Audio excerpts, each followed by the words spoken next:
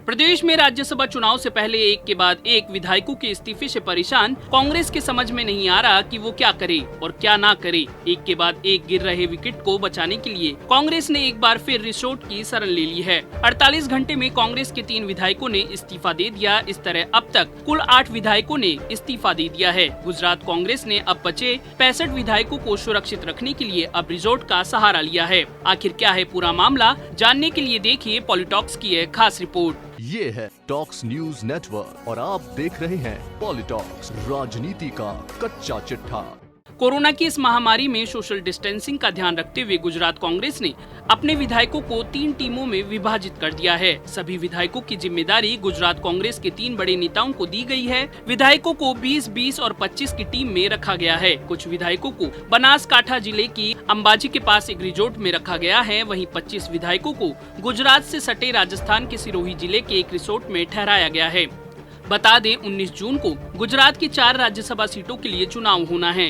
इससे पहले प्रदेश की प्रमुख विपक्षी पार्टी कांग्रेस के खेमे में विधायकों की कमी होती जा रही है। मार्च में हुई राज्यसभा चुनाव की घोषणा से पहले कांग्रेस के पास कुल 73 विधायक थे। इनमें से अभी तक 8 विधायक इस्तीफा दे चुके हैं और 5 विधायकों ने मार्च में ही इस्तीफा दे दिया था। उसके बाद कोरोना काल के चलते चुनाव स्थगित हो गए थे। अब जब से राज्यसभा चुनाव के लिए नई तारीख का ऐलान हुआ है, उसके बाद से अभी तक पिछले 3 दिनों में 3 विधायक कांग्रेस से इस्तीफा दे चुके हैं। अब कांग्रेस के पास 65 विधायक बचे हैं। ऐसे में क्रॉस वोटिंग से डरे कांग्रेस नेताओं ने अपने विधायकों को बचाने के लिए एक बार फिर से रिसोर्ट की शरण ले ली है। इससे पहले मार्च में 5 विधायक होने के बाद कांग्रेस को जयपुर स्थित एक रिसोर्ट में शरण लेनी पड़ी थी। 19 जून को राज्यसभा की 18 सीटों के लिए चुनाव होने हैं। इनमें से 4 सीटें गुजरात की हैं। इन 4 सीटों में से 3 पर भाजपा और 1 पर कांग्रेस काबिज थी। अभी हाल ही में हुए गुजरात विधानसभा चुनाव के बाद गुजरात में कांग्रेस की स्थिति मजबूत हुई और उसके 73 विधायक निर्वाचित हुए। वहीं गुजरात विधानसभा में सत्तारूढ़ भाजपा के पास 103 विधायक हैं। इस लिहाज से कांग्रेस की स्थिति राज्यसभा सीटों को लेकर मजबूत बनी हुई है। राज्यसभा की 4 सीटों के लिए 26 मार्च को चुनाव होना था, लेकिन कोरोना वायरस के कारण जारी लॉकडाउन के चलते यह चुनाव स्थगित हो गया था। लेकिन इस चुनाव से पहले गुजरात कांग्रेस में घमासान मच गया था। कांग्रेस के 5 विधायकों ने अचानक एक के बाद एक इस्तीफे दे दिए। इससे कांग्रेस सख्ते में आ गई। कांग्रेस के नेताओं ने विधायकों को बचाने के लिए राजस्थान के जयपुर स्थित एक रिसोर्ट में शरण ली। चूँकि राजस्थान में अशोक गहलोत के नेतृत्व वाली कांग्रेस की सरकार है। गुजरात विधानसभा में भाजपा के मौजूदा विधायकों की संख्या को देखते हुए राज्यसभा में उसके एक सीट को खोने का डर है।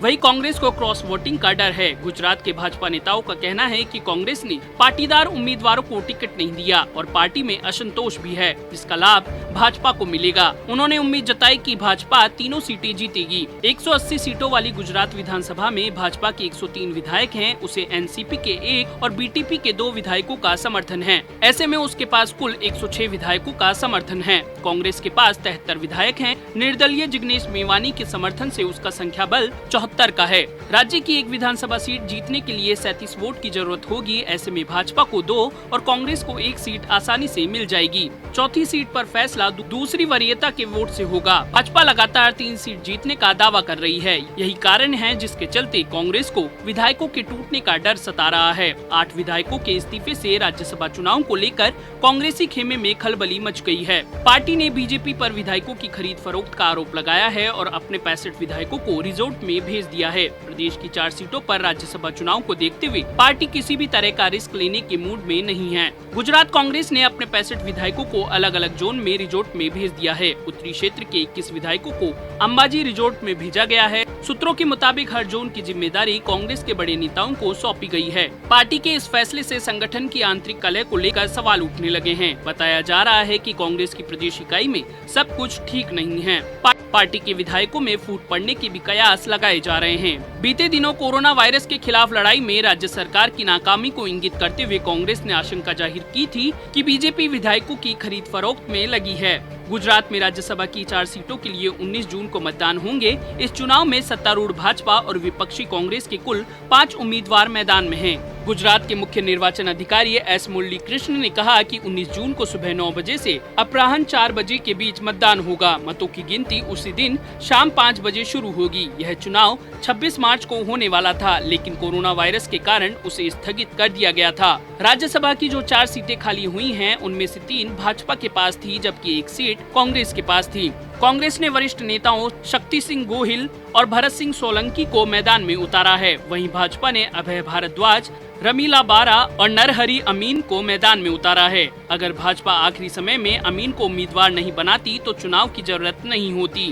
राज्यसभा की 4 सीटों के लिए बीजेपी के 3 और कांग्रेस के 2 उम्मीदवारों ने पर्चा भरा है। अब तक के गणित के लिहाज से बीजेपी सिर्फ 2 सीटें ही जीत सकती थी, लेकिन कांग्रेस के 8 विधायकों के इस्तीफे के बाद अब तीसरी सीट पर भी उसका पलड़ा भारी होता दिख रहा है। अब चौथी सीट के लिए दूसरी प्राथमिकता के आधार पर वोट पड़ेंगे, जिससे बीजेपी की बाजी मारने की संभावना अधिक है। पॉलिटॉक्स ब्यूरो, गुजरात। ये है टॉक्स न्यूज नेटवर्क और आप देख रहे हैं पॉलिटॉक्स, राजनीति का कच्चा चिट्ठा।